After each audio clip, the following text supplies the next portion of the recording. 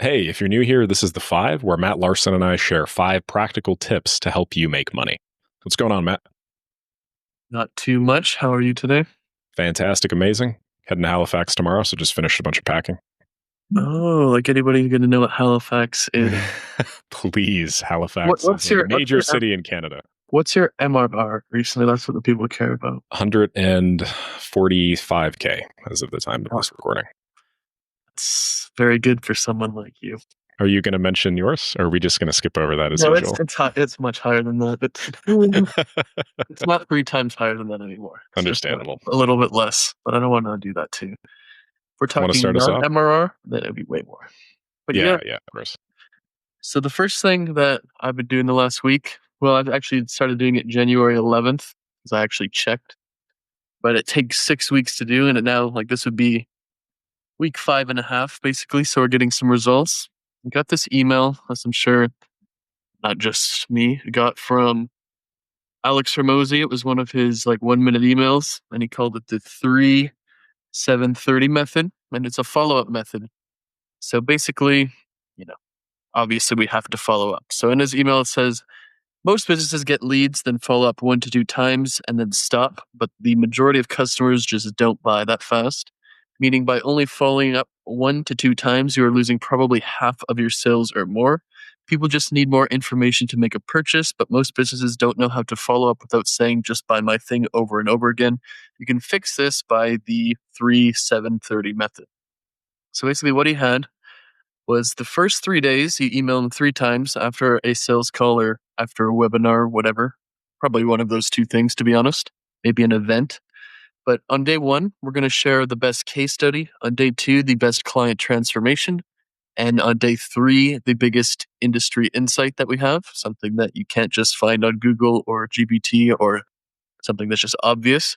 And then the following week, the next 7 days, one touch every other day focused on the most like biggest but specific objections. So there will always be those. So like, why can't I do this myself? Will this work in my country?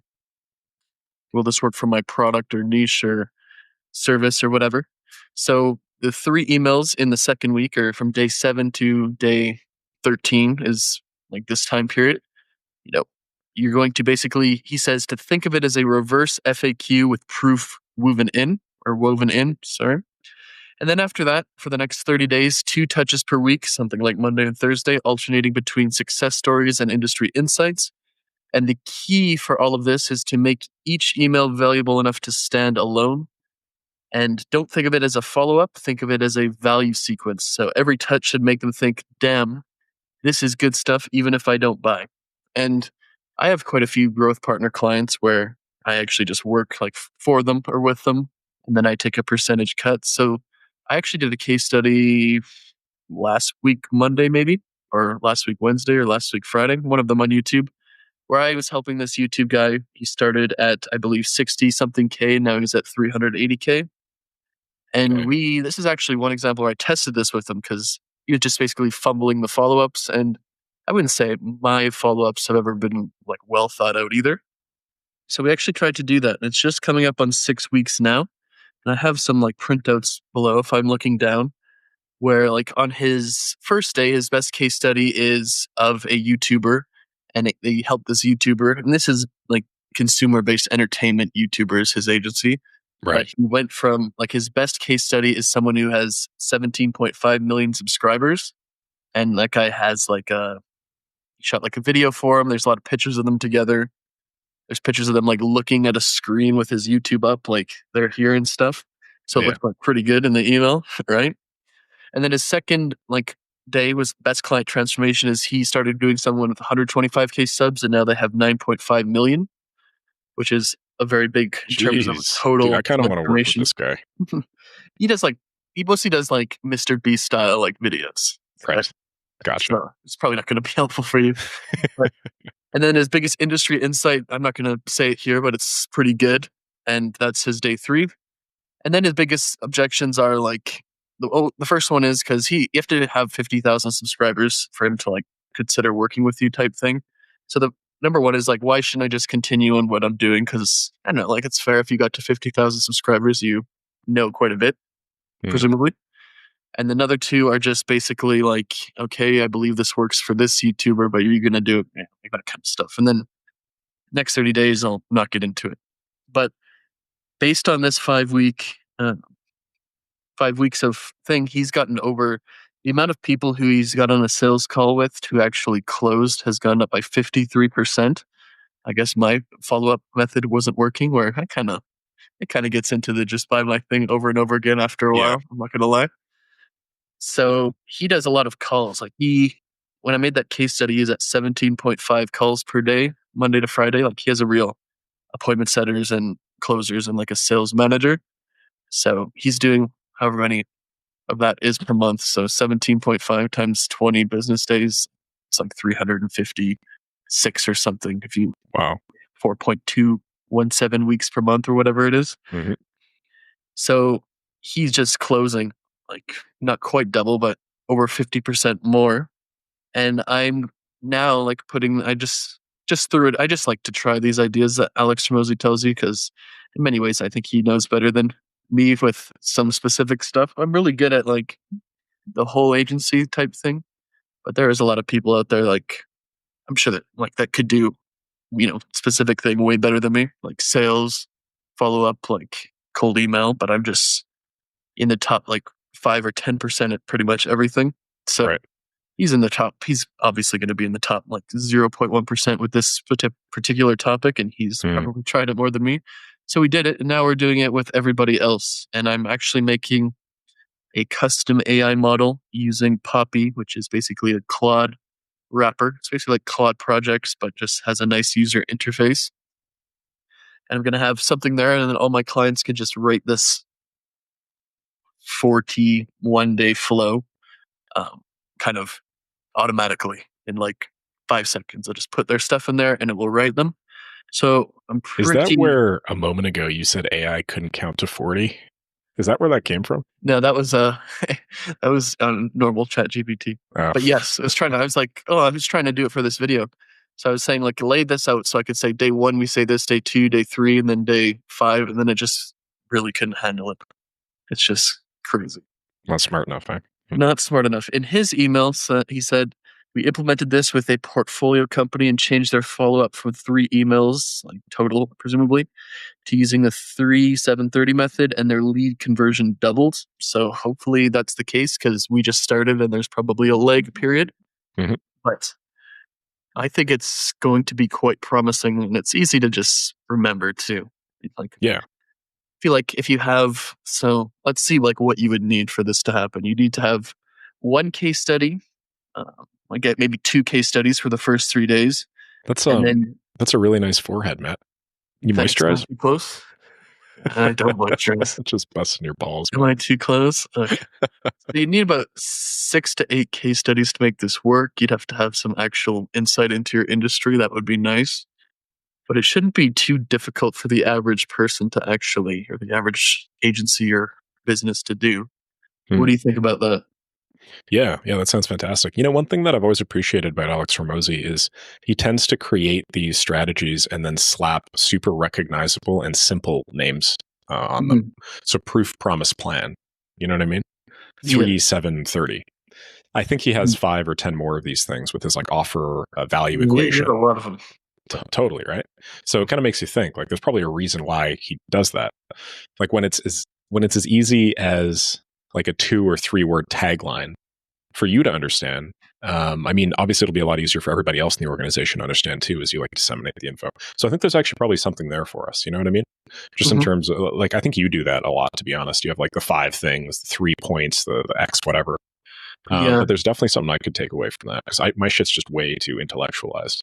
Then it sounds official as hell too, Yeah, that's true. It's kind of a good example is when you go from like YouTube or Twitter content marketing to like Instagram and like Facebook content marketing.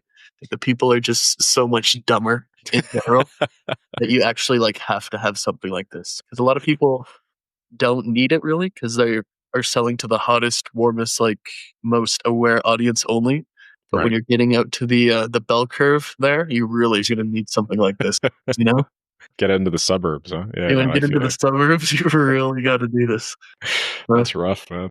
I like Yeah. it though. I like it. 53% increase in booked calls in what, No, in just under 6 weeks. closes, because In this is after, closes. yeah, this is after, like, before and after the counting the percentage of people who he booked on calls.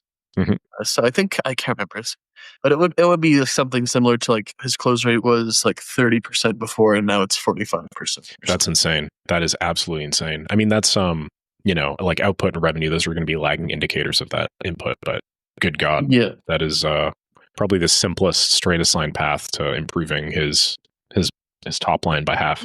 yeah, and Any 30% is not downsides that I'm bad. not really Mm. thinking about here? Like, is there any additional work created by this? I mean, like, no, it's just a sequence, isn't it? So what you do? No, I don't know. At least the way we do it is you have the templates in your CRM. He uses close.com. Mm. And then you just go in the morning and just send them, or you can probably he does it manually. I don't know if he does it manually, but he just gets someone to send them out. Like that's your job when you get in at 9 to just send out Gotcha. whatever. I'm sure you could just put this in For the sure. email sequence, but I think if you put an email sequence, it's gonna be awkward if they like buy in the sequence. Yeah, It's yeah. just No, like there's so much leverage in just doing you it know, manually. I mean, how much are you paying the sales guy or the setter or whatever to do it, right? It's yeah. trivial. I'm sure he has like an actual like $5, $10 an hour person doing it. Definitely. But he's like a create like he's adding 17 and a half calls per day, and he's trying to scale it up. So when you do that times like 40 days, let's just say, if they're in the pipeline, like that's a lot of emails to be sending all. So it's all very clearly labeled though. And it's all like in a workflow, like, okay, Nick's, you got to send him follow up number 4 today. You just a few clicks, but I think someone's got to do it too. Man, if only your close.io CRM was that good, huh? Yeah. If only you found that guy that you wanted to work with that I know. optimized your close.io CRM. That's how Nick and I met, if you guys didn't know. He didn't close me on a close.com build, and then I just figured it out myself with 3 YouTube videos. Yeah, he was not And, impressed with and my I'm the sales one who skills on that and I'm call. the one who built this guy that I'm talking about. CRM. It's really not that difficult. Yeah, good times, Matt. Good I time. remember, I think I was on, like, to be fair, I was on like 3 or 4 hours of sleep or something, I believe. And you were in Prague. That's true. Because I thought you lived in Prague, and then I met you in real life because we happened to be from the same city randomly. It must have been wild, dude. You must have not been expecting that. I don't know. I didn't even realize. I was like, this guy looks familiar. Yeah, right? Yeah. Eric was telling me, dude, do you know this guy, Matt? Eric's one of our mutual friends. Do you know this guy, Matt Larsen? I was like, Matt Larsen? Kind of rings a bell. In my head, I was like, oh, fuck. Is that the guy that I like completely and utterly failed to sell? Like the worst sales call of my life? And I was like, please, God, no. Then he shows up at my buddy's house. He's like, what's going on, guys? What's going on? And then I was like, yeah. People who suck at selling CRM services like aren't really like a priority in my brain. So you told me, kind of look familiar, but recognize and fast times. just because I seen them on Instagram. Yeah, for sure, man. They all got more visibility. Yeah, cool stuff. But yeah, so I don't know. Like you could maybe do this in just a normal email sequence too. I bet, like for your school group or for low ticket. Yeah, probably. Yeah, I'm going to weave that into the newsletter that I'm putting together for sure. Yeah, because you do that Gumroad shit, right? Like, yeah, just launched my first template yesterday. Like how many email addresses? No, but like you put your templates from your YouTube videos. Yeah, how many email addresses? Totally free. I can check right now. Why don't we go take a look together? I'd like to check, Matt. I think everybody watching would like you to check. No problem. Yeah, I basically have like a one-click Gumroad sequence here, and it looks like I have 8,095 unique emails that have gone through the sequence. It takes, I think, like a couple of days or something like that. So there's probably like 8,200 if I had to guess. 8,200 is pretty good. Yeah. And it is currently not monetized at all. I send a single email that's just like, hey, thanks so much for signing up. Here's my community. Have a great day. But if I implemented something like this 3-7-30 sequence, good God, I wonder what sort of conversion rates it could be. Pretty stupid, to be honest. But like, you should have it on your website with a form instead of doing all that Gumroad crap. It's true. I should. If we're talking like optimization, but you also got to remember that I had no idea what the hell I was doing even like a few months ago, right? So I just pulled this out of my ass. That's bad. Just made it happen. Yeah, it's not bad. But I will. I'm doing exactly that. I'm setting it up on my site, and then I'm creating a newsletter. I just subscribed, actually. This is one of the things I did in the last week. I subscribed to like 30 other newsletters, because I wanted to see, the sort of format and like the way that people did their onboarding sequence and stuff. And boy, let me tell you, dude, like I've never written one of these sorts of things before. Like, I mean, obviously tangentially, here or there for some small little failed business, like I'm sure we all have. But I've never actually done this for like a successful product before. And I guarantee you I could write a better email than like 90% of the ones that I received. It was crazy how bad they are. Yeah, For the brands bar's that not are very high. no, man, it's really low. Well, if you need help, let me know. I come from the newsletter game. I've been Yes. part of a newsletter company that I does think I 16 sent million a you year. that guy Jay Close's newsletter, right? From Creator Science. Yeah, Dude, actually, that guy's great. first one. Yeah, Dude, that guy's it's like pretty long though. His original email like that. yeah, it is. And he links to a bunch of resources. So I don't know if I'm going to do as many links because you said that deliverability would suffer, right?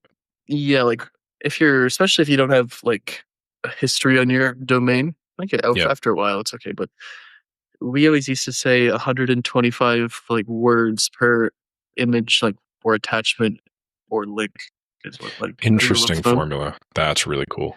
Okay. And I'm not the one who tested it, but one of the people did test it. And I don't know if that's true or not, but that's what we always did. And we have 6.5 million subscribers. So Damn. seems Yeah, okay. I really liked like the way that he branded it, his tone of voice generally, like his transparency and stuff. I think that we probably have similar motivations. I should try and get in touch with the guy actually. He lists his Yeah, like revenue and it stuff. looked pretty good. Yeah. Pretty good. Well designed for sure. But like the thing, I think I said it on everyone. When you want to like, instead of like doing it that, like I always send people like, I send 5 emails within 5 hours. And like people are like, oh my God, it's just spammy. There was like someone on Twitter calling it spammy today. And like Yeah. realistically, let me pull up the actual stats here on my welcome flow. You're not So going the to pull thing up the Twitter though, right? We're not no, going to get no, into a Twitter fight. yeah, I'll do that later. I'll get on that later. So basically, I send these 5 emails. So I send whatever lead magnet they downloaded, and these are 82% open rate, 62% click rate for this one. Wow. Another one's 86% and 76. Another's 78 and 70. Another 78 and 52. And the last one is 88 and 75. So I have 5 of these. So basically what I do with this is I'll send my whatever email or whatever lead magnet or whatever reason they have to go on the list. Usually it's to download something like a training. Mm. And then that email will say reply required in the headline, like reply required, your free training. So they obviously open it so you know what it is. And then it says, here is your free training. There's a link. Please reply yes, or I got it, or whatever. You are over the age of 18. You can decide what you put in your newsletter here. But the point is to make it very short, make them open it, like obviously open it first, make it short, make them click the link and make them like reply to it. Because if they're replying to it, clicking a link and opening it, now they're locked in for the inbox. Yeah. And then also that just makes it more likely that other people get it. So I got my first one, but then I send all 5 of these to the same person, one every single hour. Because if you just get them to open 5 emails and click 5 times and reply yes 5 times instead of once, then we're cooking. It's going to be sick. So that's like you're getting 5 resources in their hands that are going to nurture them more, like improve that you Right. know what you're talking about, activation points. You're getting your email deliverability higher. And it's so ironic that these people like say it's spamming. Not that I give a shit about any of these people or even know who they are. And there was like 10 of them. It's not like they're just went viral, I think. But I was like you guys don't even know what you're talking about because I guarantee their open rates are going to be like 25 to 30% because that's what people think is average in this kind. Yes. And to be honest, like open rates are hard to track these days, like accurately, but you can still like do your click rate. You could still do total clicks. You could still do all this kind of stuff pretty easily. So open rate is usually inflated by people who have iPhones or using Apple. Yep. But relatively speaking, like if you have a 90% open like rate that's inflated, that's better than a 20% open rate inflated. So it's still like you can judge it. Yeah, what So you're it's saying is just they're relative metrics, so yeah. they're all going to be inflated anyway. Mm-hmm. And then I send 1 email per day for 30 days there, and that's 58% open rate and 2.76% click rate. And that's across the entire, like that's the average? Yeah, that's across all 30 emails. That sounds And my incredible. total unsubscribe rate is 0.44%, which is right around anything. If you're in like an actual newsletter or email marketing business, anything below 0.5% is considered good. Yeah. Yeah. These are some gems, Matt. Yeah. I'm looking forward to launching my own on these 8,095. I know this isn't really related to the points, but I just had one more question about this because I feel like you're on a roll. I have accumulated this 8,200 over the course of the last, few months, realistically, 4 or 5. So I haven't sent an email to probably 9/10 of that list in the last month. What am I looking at when I send You might be mass fucked if email? they don't remember what you're doing. Yeah, okay. So that's more or less it, hey? So when you blast out an email like that to an old, unnurtured list, then what? You get really shitty deliverability? Well, like it'll set the tone if it's your first one ever, and like 80% don't open it, and a bunch of people report it as spam because they don't remember you. Yeah, fair. I would just you're probably going to get enough because you have lots of traffic. Just only put the new people on the list, I would say. I think I'm going to do like last week or so because I had a viral video yesterday. Yeah. So last week or so, and then everybody else. Yeah, and then have them into a form, and then it's automated. 100%. I think you should try. I might try this thing for the actual email flows. The you should, bro. The 3730, right? Yeah, that'd be awesome. Now that I think about it, I wasn't planning on it before this call, but we see. Stroke of genius. That's what happens. I don't know, but the only thing is, it'd have to be a little different, I mean, yeah. Just because they're getting their 3730 and now you're following up for the exact same thing. That's pretty funny. I don't know. Yeah. I'll think of it. No, I'm just gonna do it follow up. That's fine. All right. No, I'm gonna do both. Yeah, God damn it, man. I'm gonna do both. I'm gonna make an AI to do both. Okay, sure. Because I don't report back on that next week. That'll be your first point. In 6 weeks from now, we'll see. So what is your point? Please tell us. My point, essentially what I've been doing over the last couple of weeks is I've been running a daily update channel on YouTube. You hear about this? I did. I told you to do it. So, first of all, Matt never told me to do it. Matt just said he was going to do it. And when Matt says he's going to do something, I always have to do it better. So I decided that I would do it. Yes, I realized I was going to do it, and I did a couple, but I realized no one cares about my main updates, let alone my side channel updates. So no one watches my main channel compared to you. So got to focus on that one. This is the dumbest shit I've ever done. I can't even publish on my main channel, let alone my other channel. Yeah, I was like, all right, bro. I'm going to keep on going. So anyway, I kept on going, and this is what I want to talk about because I think it's genius, Matt. I think it's genius. And this also leads into my other point, which I'm going to mention after you do yours after this. But basically, it's a daily update series. I record a video of myself working live, essentially, with a couple of addendums. Before I start working, I answer 2 or 3 questions that I've received in the last 24 hours. I say stuff like, hey, do you want me to answer your question? This is like free coaching, free consultation. Just drop them down below and I'll answer a couple of questions every day. So now I'm incentivizing people to engage with the channel. I'm also substantially improving and nurturing this super. Have you ever heard of 1,000 True Fans? I have, yes. Right. Basically, I'm building that up with this sub niche of people that just really like listening to me talk, which is great. And then so I answer the questions. Then I go over my growth. So I get to see my growth in real time and I get to monitor my stats, which is something I was going to do anyway.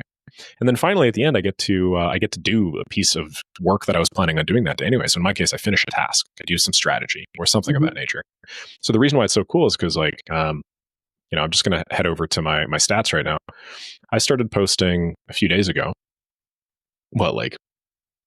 12 days ago or so. I posted consistently every day, and I'm already at just under 300 subscribers. A couple of my videos are blowing up. My most recent video got, 10 or 12 comments or something. So the engagement ratio is through the roof is what I'm trying to say. And I'm building and fostering this extraordinarily engaged, smaller segment of people. The way that I think of the content is similar to how we were talking about podcasts, right? It's like super long form stuff. It's like conversational. It's, look into what I'm actually doing day to day. And then, I basically just get like a free piece of content with extraordinarily high watch times that's just taken off. So that's the whole pitch. If I were to give one simple way to apply it to your life, it would be that anytime you feel like you need to do something, whether it's like some client management or maybe a little bit of work or something that, I don't know, maybe you could like anonymize or whatnot. Just ask yourself, would this be valuable if I just recorded myself doing it? And if so, post it on a channel like this, daily updates, okay? Or I don't know, live or in public, right? Like Nick Saraev in public, Nick Saraev build in public, Nick Saraev daily update, whatever the hell you want to call it. Because if you're going to do it, you might as well create a piece of content on it. You know what I mean?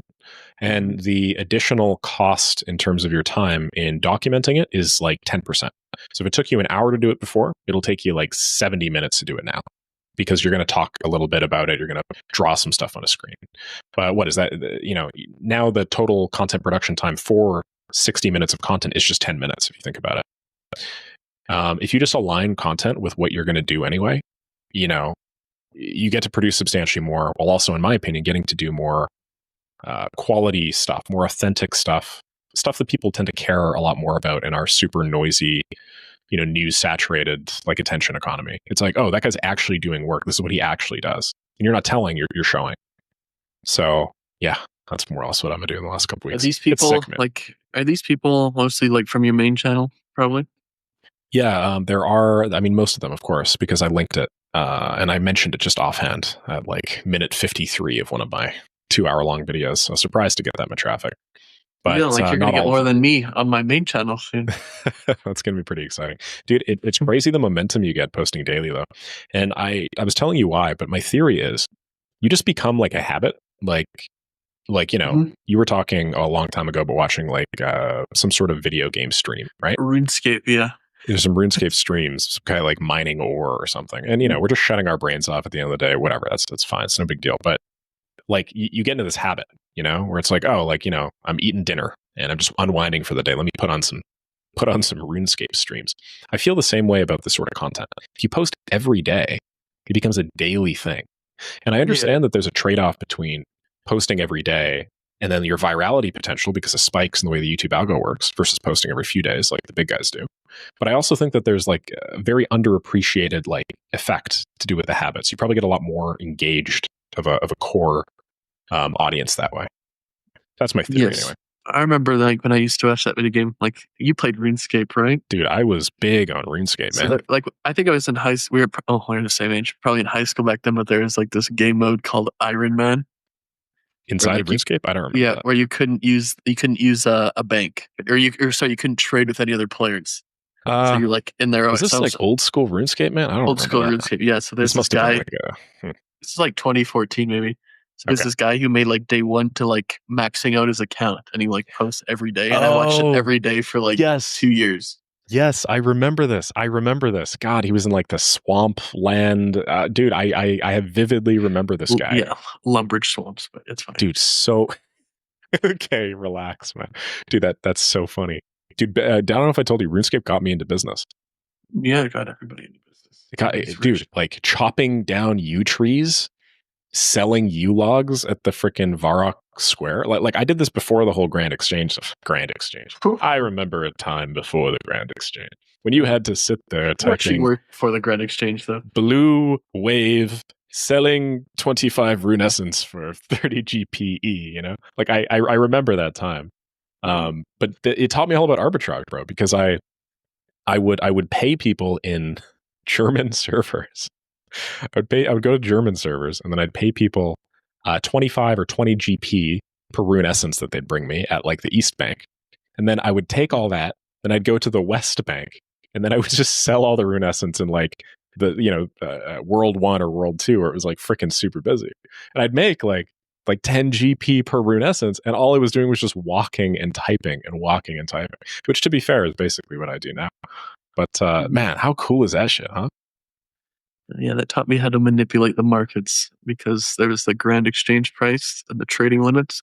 So then I make a trading clan. I would buy up all like whatever we were going to buy up first, and then recruit like 10,000 people to also buy it up after, and then send the price of that stuff. How to do it? Just like meme coin.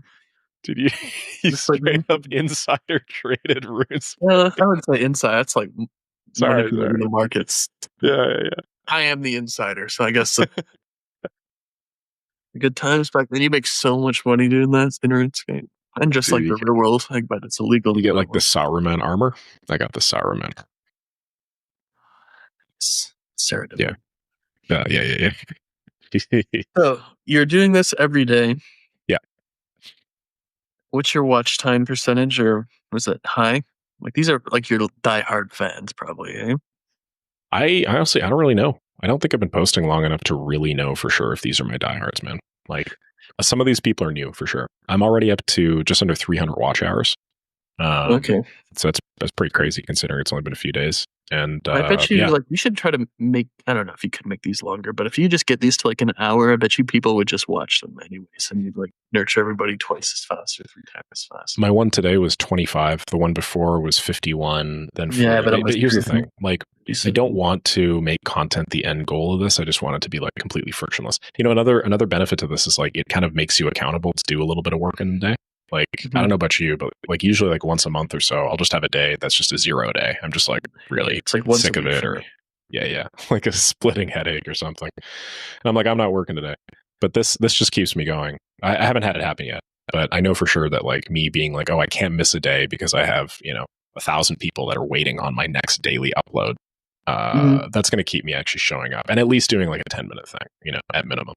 Was it cold in your apartment in some of these with a toque and a hood on? It Or is, what? yeah.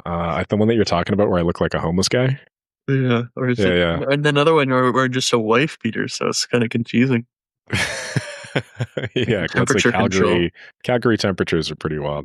The temperature control is pretty crazy in these Yeah. videos, but it's fine. I'm moving soon. Don't worry. Good. I like that. How about you, Matt? What's point number 3, man? Point number 3 is I've been spending 1 hour per day. I have sticky notes here. I have 1 hour per day learning just whatever I need to be learning at that point. Right now, it's webinars, to be honest. So I'm trying to get it good. The other one is another hour per day about AI and or automation, usually with related to the hour of learning. Because I do this for a couple of reasons. One, I always used to do this hour of learning, and I stopped for like 6 months, but now I do it again. And you just like can actually learn pretty fast if you just do this for 1 hour per day for like 30 days. You pretty much become an expert in whatever it is you're doing. So whether that's YouTube, webinars, ads, outreach, whatever. So usually right now it's a book. I'm reading this book called One to Many by this guy named Jason Fladley, and I'm probably going to buy his course, but I'm going to finish the book first. It's all about webinars. Basically, he breaks it down very nicely, and then he has a course and a program. And I don't know, he has a testimonial from Alex Hormozi on his website saying it's the best webinar course he's ever did. And apparently, Interesting. I heard that he was the one that like helped Alex do his like book launch event, that live one. I don't know if he went to that. It was No. maybe a couple of years ago at this point, or maybe less, like $100 million leads book. Mhm. So he should know what he's talking about. And from his book he does so far, he just like only does webinars. That's just like his thing. And I want to do a webinar just because for my high ticket offer, it's very difficult to sell it to people from ads if they just don't know me yet. Don't know like what. It's kind of like I'm not selling something that is like standard. It's like my own invention. Yep. So if like, I just don't know it, so you need, like even a VSL is just not long enough. They need to like really be put through like a 90-minute webinar, maybe even longer before, just because to condense the amount of learning that they can do. So my ads are going to be going just Facebook ads to probably an evergreen webinar, and then I'll do a monthly webinar that's live as well on a different topic than the monthly one. And then from the webinars, they'll go to like a sales call, and then I'll just try to sell them on the sales call. So I've been doing that lately as my 1 hour of just like normal learning. Some other ones I do are just like how to make certain automations. Always some YouTube ones. I like to watch that Phil Booth guy that I bought his course. He has his own channel now, Ed Lawrence. You watch all his videos. And then that other guy I sent to you sometimes, his name's Callaway. It's like it's like a short form content guy, even though I don't do short form. It's fine.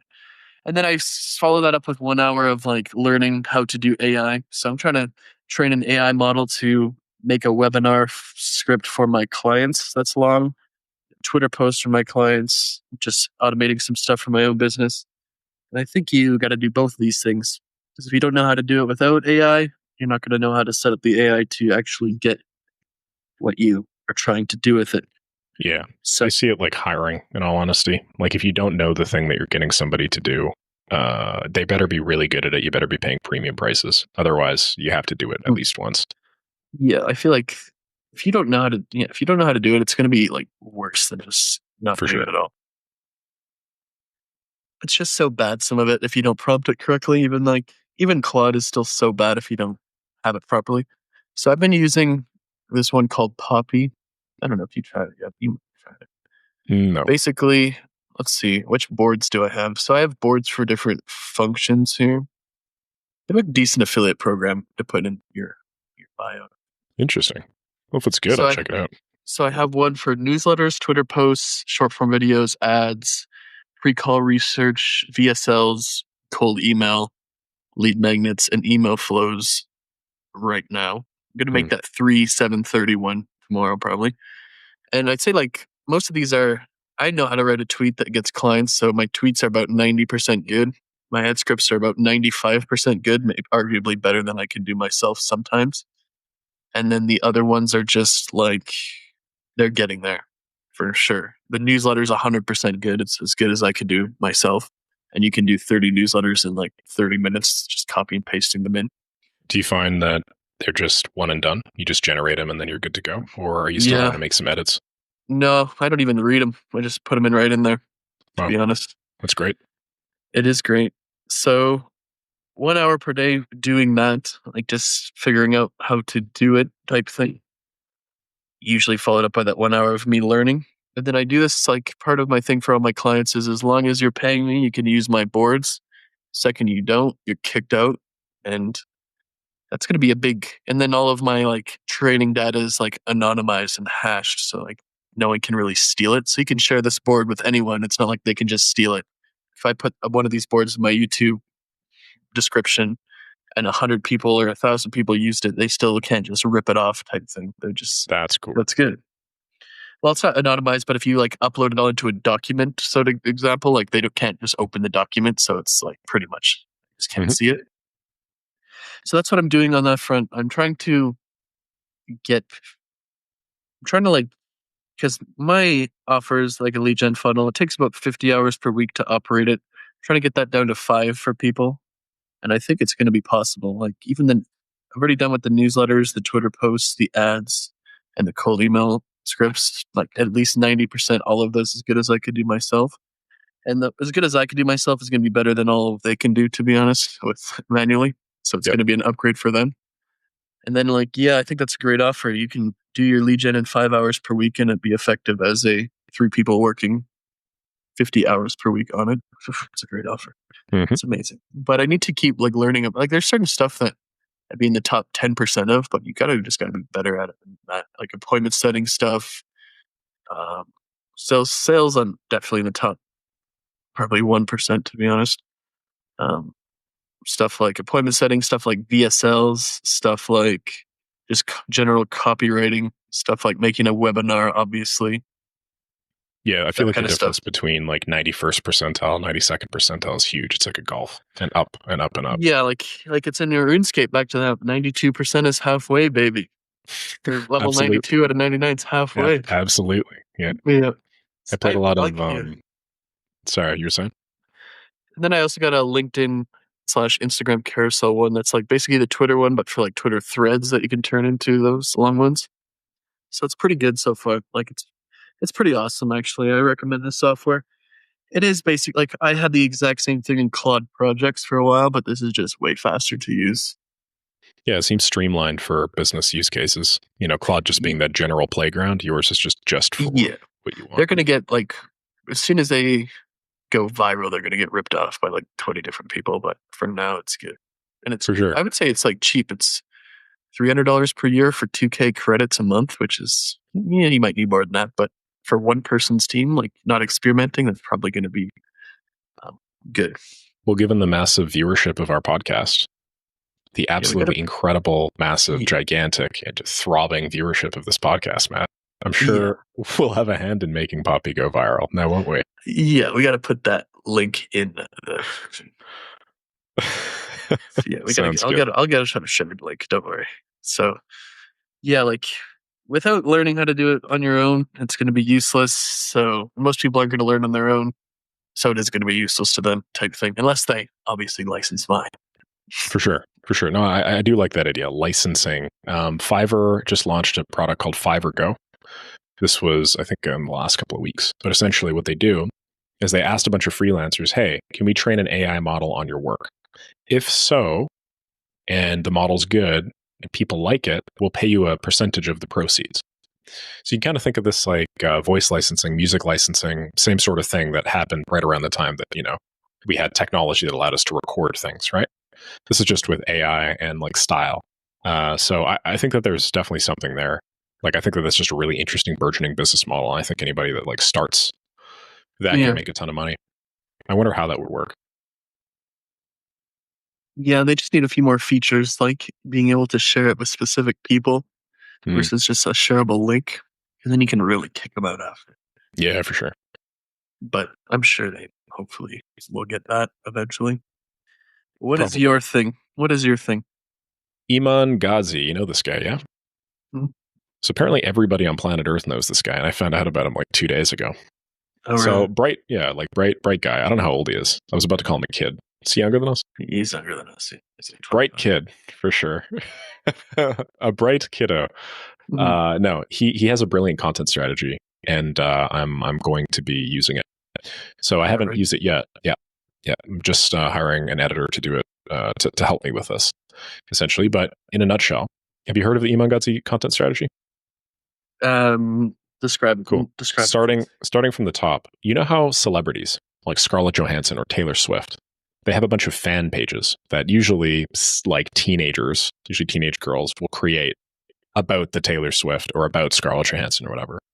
And it'll just be a bunch of pictures of Scar, Joe, or Taylor just looking really cool, cute, and maybe they'll like do some editing on their hair, and it'll be videos, and the comments are all just like, "Oh my god, I love Taylor. Oh my god, Scarlett's so attractive. Oh, well, I wish I was you." Right?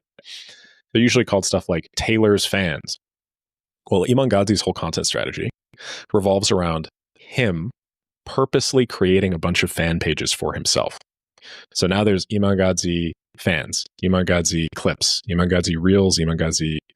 I don't even know if I'm pronouncing this guy's name right, by the way. If I'm not, stop me. I'm sure it's close enough. Iman Ghazi's motivation, Iman Ghazi's fan club, whatever, right? So he has like, I think like a dozen or something on Instagram. Then he has like a dozen on YouTube, and he has like a dozen on like TikTok, right? And basically what he does is, he's just recorded this massive backlog of content. I think he probably has some videographer just follows him around now, probably for various B-roll. And then he just has, a couple of full-time editors that just make shorts all day, and then they distribute top down to all of these fan channels. And none of these fan channels are like massive or super big, but they post extraordinarily high volumes. So like all of them have number of videos posted in the thousands at this point. So now he has thousands of videos across like a network of like 15 or 20 of these accounts, 30 of these accounts maybe. And they all funnel right back to his main page in some way. So it's not necessarily revolutionary, but I think he was probably the first guy to do this. And that's Andrew Tate right there. Was that Andrew Tate? Was that the first thing that he did? Yeah, that's how was he mega viral. But people were making their own because they could post it and get affiliate commissions. You should do that. Oh, with the I heard about this. But he had like tens of thousands of like account third world 15-year-old kids just posting clips of him with his affiliate link. You're right. And he yes, I actually remember that. That was like part of his business model. That was really interesting. Very interesting kind of viral business model. I don't know if I'll do that, but maybe I'll start with the Iman Ghazi stuff. Graduate to you should do both. The hashtag Tate gang. Yeah. But you could not get away from Andrew Tate for like a year. Yeah, for sure. He followed you around everywhere. Yeah. But dude, think about this, right? Like it's basically what I'm doing with this daily update stuff. It's just instead of it being entirely unique content, like it'll still be perceivably unique to all the people that discover it. And then, basically what you do is like, how much content can a single account realistically post? Like 2 reels a day. Okay. 60 reels a month. Well, how many reels if you just have everything out templated, how many reels can like a full-time editor realistically make? You're paying a full-time editor like $4,000 a month or something like that, let's say. Okay. They work like 8 hours a day for you. They might be able to make like a short an hour realistically. They might be able to I know we're being aspirational with like hours worked and stuff. Get them on Matthew Larsen's work form, so maybe we'll do a short an hour. Yeah. But that's 8 a day. That's 160 a month, right? That's almost 3 profiles right there that you could create per editor.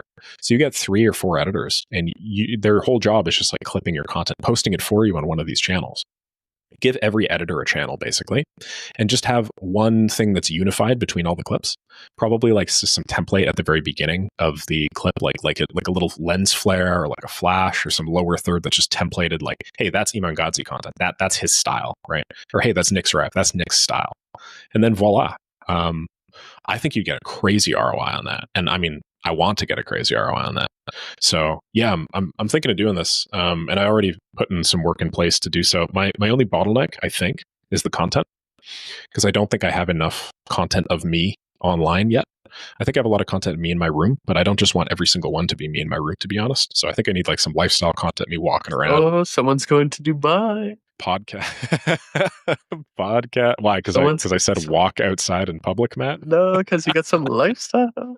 Someone's going to go LA to New York to Miami to Marbella to Italy to Dubai. That's literally... You just want me to hang out with you in all the places you're planning on living. Well, I'm going to do that, but I'm not going to film it. Well, I'll film it for you. I'll be your cameraman. We can hang out, man. That's cool. I'll film it for you. All right. That sounds good. You can use my new Sony. But yeah. A reality show would be hilarious.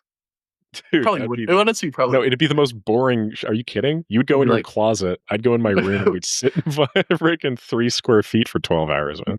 I know, but it would be hilarious. Yeah, it would be hilarious. Yeah. So lifestyle content. Yeah. I mean, not like tons of lifestyle content, but just like enough. You could probably make like 500 minutes. You could make like 500 shorts of yourself in a month and then get them to do it. Just like recording it. Yeah, totally. That's exactly what I was thinking. Or 1,000 minutes, maybe like 10 hours. Or get somebody to just follow you around with the camera for like 3 days or something a month. You know what I mean? Like it's. I feel like that's totally doable, and I feel like it would add a depth to the content. I don't think that there's like any inherent value in it, but I think that would like unlock my ability to create a bunch of shorts that aren't just boring, because it's not just me with the same background. You need to get off school and get something with an affiliate program, and other people will do it for you. Interesting.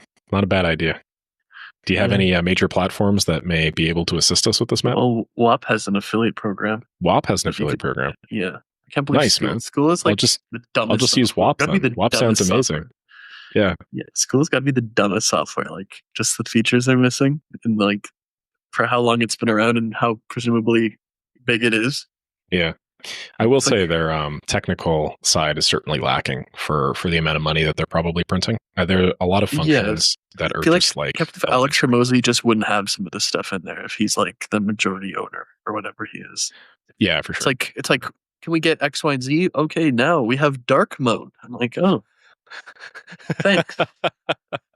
Well, at least they don't have 6% payment fees, Matt. Yeah. 5.8%. I got reduced. That's good, man. Yeah. But anyway, don't let me take up the whole call. What's yours, Matt? No, I think we got to discover a few things here. Like, if we do this, you have, let's say you 500 a month, YouTube, TikTok, Facebook, Instagram. So that's LinkedIn, 2,500 posts per month. Take you 20 hours. Probably pay like $20K in fees. You probably make that up. Oh, easily. You should do that. Dude, what like we're talking like 10 views a video, and that makes that up. Do you know what I mean? It's crazy. And keep in mind that these are all different accounts, so there'll be some overlap for sure. But like it's not going to be the same as like launching subsequent videos in the same channel. Maybe LinkedIn might be tough to do. Yeah, I don't think I'd do LinkedIn. I think I'd probably do short form video, like TikTok, Instagram. But no, you post that on LinkedIn. I mean, it's like getting big on LinkedIn, like short form video. Really? I didn't know that.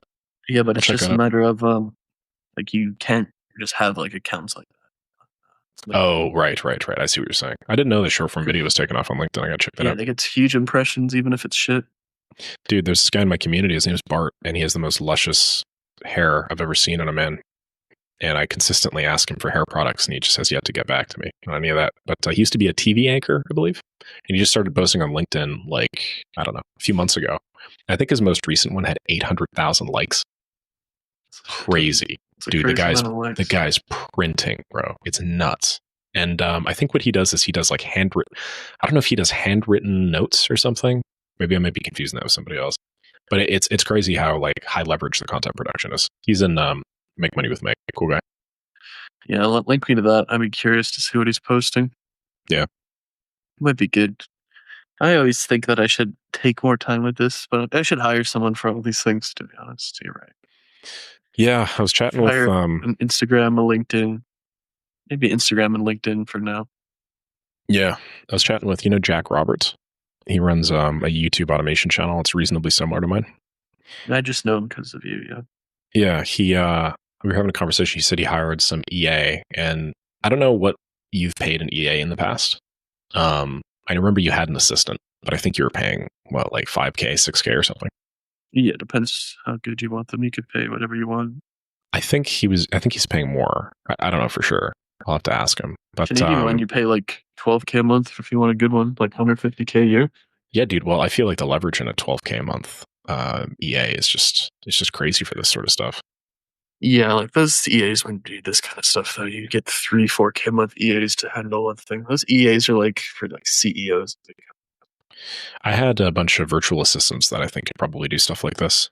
I used to find them on very, very unethically named subreddits like Reddit/r/slave labor or Facebook groups called like super crazy cheap VA, $2 an hour, please give me work. And then I'd go in and I'd be like, hey, sounds like I'm your man. That's excellent. Let me write that one down. Yeah, no, it's crazy. But I got a bunch of VAs from like Indonesia and stuff like that for $2 or $3 an hour. And I've since, graduated them. They were all at 1 second copy. I've since graduated them all at like 10 or $15. But like helping train them through like the beginning of their VA and EA journey to where they are now, like they could definitely do that. They could hell, man. Now that I'm thinking about it, I could probably get one of mine to manage the entire thing. At least the distribution for $15 an hour, about $2K a month. That'd be crazy. Right. I'm just writing this down. Just all this slave labor. Yeah. Well, I'm sorry. Does that kind of excite you a little? All right. But yeah. Moving on. What's your last point, Matt? The final thing, I changed all my YouTube around, my strategy. I watched this video by that Phil Booth guy. Mm-hmm. And he, those ranking, like those tier things, you know it is. You're 29 years old or younger. You know those things. S tier, A tier, B tier, all the way down to E or whatever. Yeah, sorry, are those letters? What does that mean? Yeah, like the chart videos? Just busting your balls, okay. Yeah. I thought you were stupid.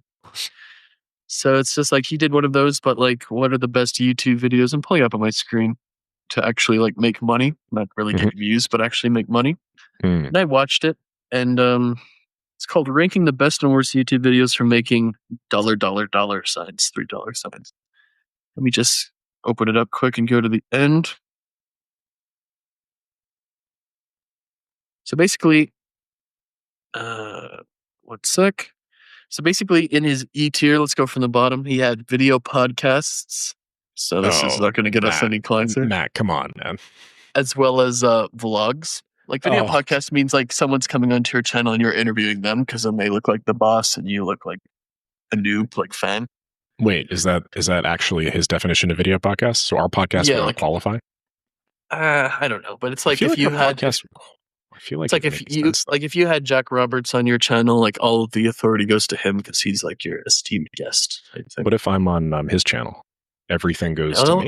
I'll get to that. Interesting. That's a different category on this. I'm listening. We're good. Please let me finish. So video podcasts and vlogs are an E tier, so the absolute worst. This video, there's no D, C, or B tier. An A tier is live streaming and then deep dives. So I would probably say what you're doing is a deep dive. So that's A tier. S tier is other people's podcasts. So you going on his podcast, for example, and stealing all of his stuff. The other S tier is hybrid interviews. So like one video I posted was watch me fix my client's $200K per month funnel. Like that would be a hybrid interview where it's kind of like a podcast, but they're like coming to you for help. And like Alex Hormozi's new series where he fixes people's business and stuff. Right. Like it's hybrid. And then the final S tier is just the talking head, usually 10-minute video, listicle, here are the 5 tips to make your storytelling better, right? And then he has in the God tier, he added a God tier is case study videos. So I've changed my content strategy. So Monday is going to be case studies, then case studies that I'm not going to have any of my clients in them. It's just going to be like a document that I'm going through, like what we did. It's going to be anonymous because I get profit share these businesses. I don't want any of you copycats to like steal our shit. Mm. And just if you don't say their name and face and stuff, or you could just tell exactly what you did instead of like not at all. Mhm. Just keeping it, because a lot of those case studies are like pointless videos. We're just mostly done so you can get a clip of like, oh, I made this guy 100K or something, or this is actually good, valuable content. So Monday is going to be the case study videos, which is the God tier for me. So let's just put this down. Monday equals case study. On Wednesday, I'm going to be doing the hybrid interviews. So I made a Google form and I made an application process to like, do you want me to roast your agency? Basically, I have the domain roastmyagency.com. People apply Nice. for it, and I got 33 applications. I don't know if that's good or not, but That's it's good enough for fantastic. now. So I have them on. We actually did it on Riverside, which is what we're filming this podcast with, and I did it, and I got so many calls from that video scheduled, just because you have a very like in the case study is the ultimate authority, of course, and then like a hybrid interview where they're like asking you for help and you're like going through it is another great form of it, and it kind of like if you're selling consulting, that's like a preview of what they're going to get. I might go on other people's podcasts eventually. Talking head videos, honestly, I just don't think they're for me. Just reading from a prompter and scripting it all out like that. At least, like, not that I'm going to put any effort into right now. Maybe one day. Live streaming, I don't know about that. Video podcasts, vlogs. Definitely never going to make a vlog for agency content. But then A tier is deep dives. So I would say you do deep dives, and I can decide it on Fridays. I'm going to just like I don't know if you call it a deep dive, but it's just gonna like watch me do whatever. Like watch me make a lead magnet, 60 to 120-minute videos. Watch me make a sales presentation. Watch me write this 3-7-30 email flow. Oh my god, that would be good. That'd be pretty neat. Watch me write an ad script. Watch me write a cold email and set it all up. Like I don't know. So stuff that's not scripted, stuff that still proves that I know what I'm doing, and kind of be like more like your content, or it's just a long tutorial type thing, Yeah. but actually how to do it properly, not just like how to set up a Webflow account. Yeah. Yeah. Domain expertise for sure. Yeah, and I'm still gonna record a real hook and intro for each of them. So I'll have like slides for the intro for all of them, and then we'll just go over to them. So in this video, he also I wasn't gonna bring this up, but I just thought about it. He says there's four things, like this is how he ranks them and comes up with the like tier list. So the four things that will like make you money in these videos: one, solve a problem; two, prove credibility; three, deliver value; and then four, create an emotional reaction. So basically, like a podcast, if we just go to that, like it solves a problem. It doesn't prove your credibility. It proves the other person's credibility because that's why you brought them over there. It probably delivers value, hopefully, but it probably doesn't create emotional reaction. So that's like two of the four things because these are usually pretty boring, but Yeah. like doesn't happen. So for example, the case studies probably do all of those things. That's why they're in God tier. Other people's podcasts, you go up there, you probably have at least three of the four. Probably not going to create emotional reaction, but it's going to solve a problem, do credibility, and then provide value. Same with hybrid interviews. Probably going to be boring though. Talking head videos, probably like you said, like the reason that the deep dives are at A tier is because they are admittedly quite boring. I think you have a good way of speaking and a good like video flow, whether it's intentional or not, that makes your videos kind of not boring.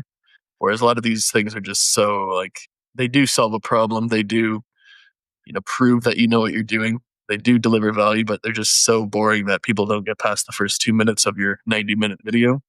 And if Yeah. that's the case, then not. So I think I suffer from the fourth problem in all my videos. They definitely solve. Well, I actually would argue that half my videos don't really solve a problem that a 500K to 5 million per year agency owner needs. So I'm trying to like bring that back in. But they definitely most of the time prove credibility. They could do a better job, and that these three topics will do that. Um, the actual deliver the value, hopefully they all do, and then emotional reaction. So I'm trying to get the emotional reaction part down just because I kind of drone on, but I'm just going to try to be normal. This podcast is kind of like good training for that, where I'm Good actually point. not just like a robot. Like people always meet me in real life and I'm way different, usually in like a good way. They're like, wow, you like have a personality and you're like funny. I'm like, yeah. Well, I don't know about all that. I'm Come on, like, man. yeah. Like, yeah. No, listen, It, it's interesting you mentioned the emotional response thing, because you said that like podcasts tend to be a little more boring. I think they can be. I think that they can be pretty exciting if you have the right people. And I think that part of it is obviously like a learned behavior. Some of it's yeah, they inbuilt, just don't some have of the it's right learned. people. Like so many people like use their podcast, their main business. They just have to like get enough guests to like do 2 episodes per week or 3 episodes per Yeah, week. And then it just gets to like actually stupid, boring, terrible guests at some point just because you have to do it. That's why I like ours, where we don't even need a guest and we're just so obviously entertaining. we just have We to be are, friends, is what yeah. Matt's trying to say. No. People have died to get on here. Right, they're lining up. Yeah, Hey, I know. I think we're getting better at these podcasts, though. To be honest, Podcast is good, man. I watched yeah, quite a few podcasts and there's some stuff. it's great. I'm pretty excited about it. I changed all my links so they all point to the podcast now. Not all of them. I'm missing 30 videos or something. Whatever. I made it to like 3 of my 4 pages of content. You can just do all of them in once, right? Yeah, I know there's like a bulk tool that does it. You can do it right in YouTube. Wait, are you serious? How? Well, you just go and select all your videos and then click select all and then edit and then go to description and put insert at the beginning or insert at end or replace all. Probably insert at the I see. end I for see. you. I had no idea that you could insert a beginning, insert it. Wow. You know what? I was just about to buy a tool to do that. That's so funny. I've been doing this manually for the last like 3 months, man. Dude, I open up 30 tabs, and then I like go to the place, and then I paste in the exact thing that I want. Oh, look at you. I'm helping you again already. No problem. You really are, Matt. But yeah, that's our 5 things for today. Should we wrap it up? I'm sorry, you don't want to respect the viewers of this, but you don't want to talk anymore? You done? No, I think we're nothing else? quite at that 1 hour mark. I think that's a good 1 hour 2 minutes so far. Sounds good, man. I'm looking forward to this. We need to rip it, and then we need to start posting these for sure. I meant to post that one last week, just forgot. Thank you very much for the